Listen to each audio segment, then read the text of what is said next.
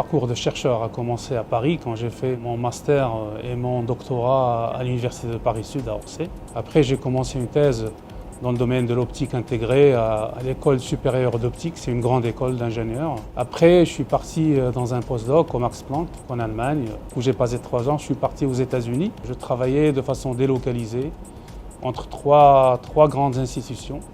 L'Université de Californie, Davis, le centre IBM Almaden Harry Road, en Californie toujours, et l'Université de Stanford.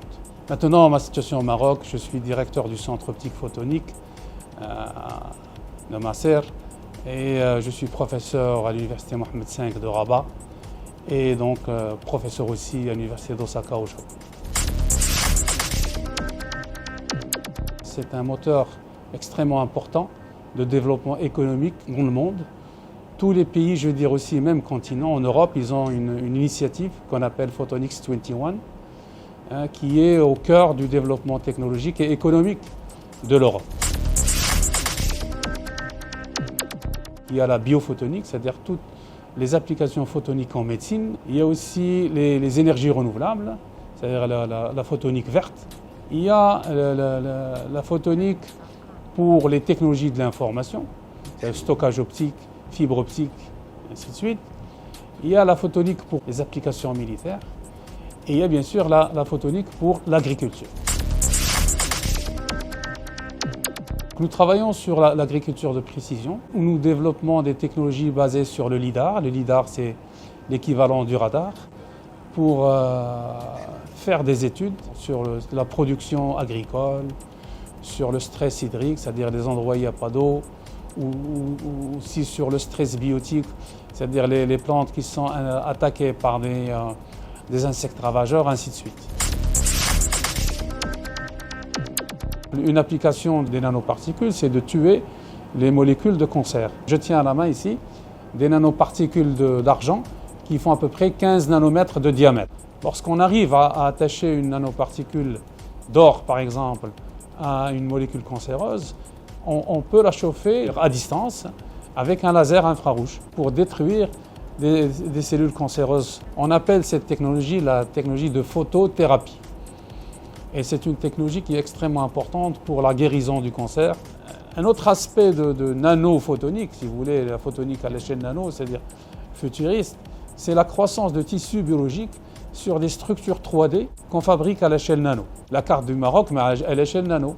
Et ces structures, imaginez une pyramide plus petite qu'un globule rouge sanguin. Ce petit objet, on peut le mettre dans le sang, il peut se balader avec les veines sans problème.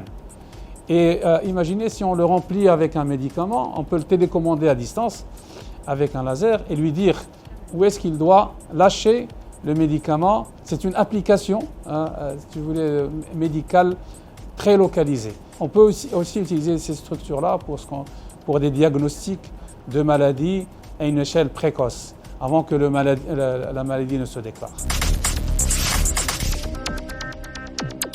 Nous avons la vice-présidence de ce qu'on appelle l'African Laser Center, c'est-à-dire le centre africain des lasers. On reçoit les chercheurs africains, on envoie les chercheurs dans différents pays en Afrique. On travaille sur des domaines d'intérêt africain ensemble. Nous avons aussi des consortiums en France, au Portugal, en Espagne, en Italie. Nous avons aussi des projets avec les Japonais sur des thématiques de très très haut niveau scientifique dans le domaine des nanotechnologies.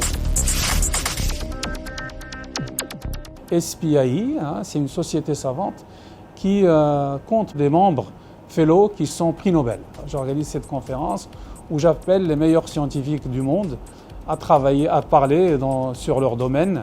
Et puis le drapeau du Maroc flotte très haut en tant qu'organisateur de cette conférence de SPIE. La recherche scientifique est un pilier de la souveraineté nationale. C'est extrêmement important de faire la recherche scientifique parce qu'elle est au centre du développement économique et social à travers la technologie. Et il faut aussi former les jeunes, former la relève. C'est très important. Il faut prendre les jeunes marocains, les intéresser à la recherche scientifique et leur passer le témoin pour qu'ils prennent la relève et assurent une continuité pour notre pays.